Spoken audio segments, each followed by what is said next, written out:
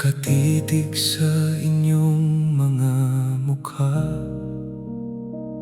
habang kayo'y natutulog, anak.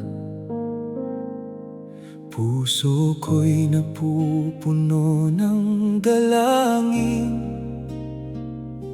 at matinding kalinga na tapat. Aking hiling ay magkaroon kayo ng magandang buhay sa daan, dahil ayaw kong maranasan nyo ang aking napagdaanan kailanman. Mula nung ako'y magkaroon ng kamalayan sa mundo ng hirap, high school pa lang pinag-aral ko ang sarili ko sa pangarap. Walang kakayahan ng magulang ko para kami ay paaralin noon, kaya't sa sariling kayod hinarap ko ang matinding hamon. Naranasan kong magtinda tuwing Sabado at Linggo sa kanto ng pandesal, puto kutsinta sa umaga para sa pamilyang ito.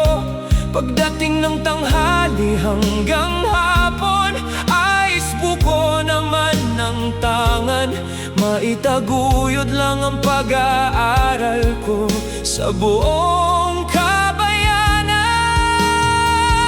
Nang makatapos ng high school, nangarap makipagsapalaran sa Maynila, subalit hindi pinalat sa unang kumpanya dahil ito'y nagsara bigla. Ngunit sa awa ng Diyos, nakahanap ng ibang mapapasukan sa tabi. Sa Ermetal ako tumagal ng may sipag, araw at gabi. Aking hiling mga anak ko, piliin nyo ang trabahong gusto nyo, yung masaya kayo at malaya ang tibok ng inyong tapat na puso. Isangunin nyo palagi sa Panginoong Diyos ang lahat ng inyong plano, at higit sa lahat, unahin ang paglilingkod sa Kanya ng buong buo. Iyan lang ang tanging maipapamana ko bilang magulang. Sa Ermetal ako tumagal, nagkaroon ng sariling pamilya,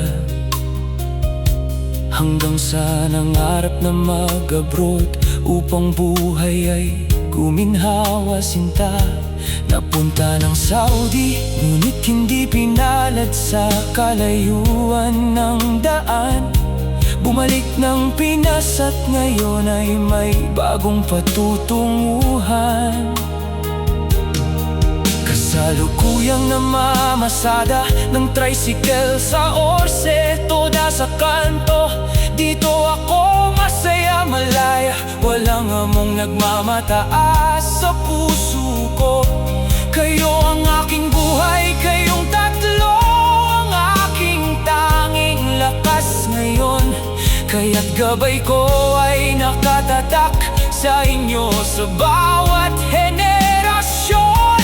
Walang yaman o karangalan ang maiiwan ko sa tabi nyo ngayon, kundi ang tapat na pananalig sa Diyos sa bawat hamon ng panahon. Tricycle man ang aking hawak sa lansangan, araw-araw ang pagmamahal ko sa inyo ay patuloy na umaapaw.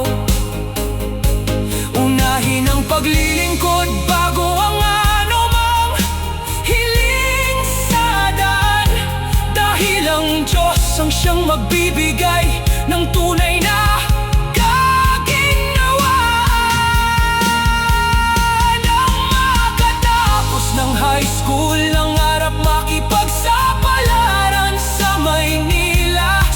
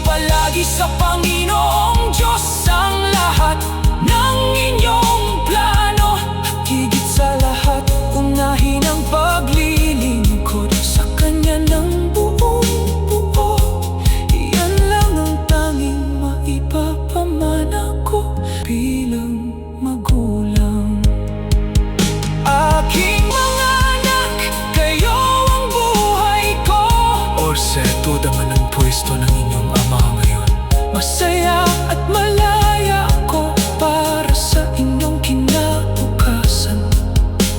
Unahin ang Diyos palagi. Mahal na mahal ko kayo.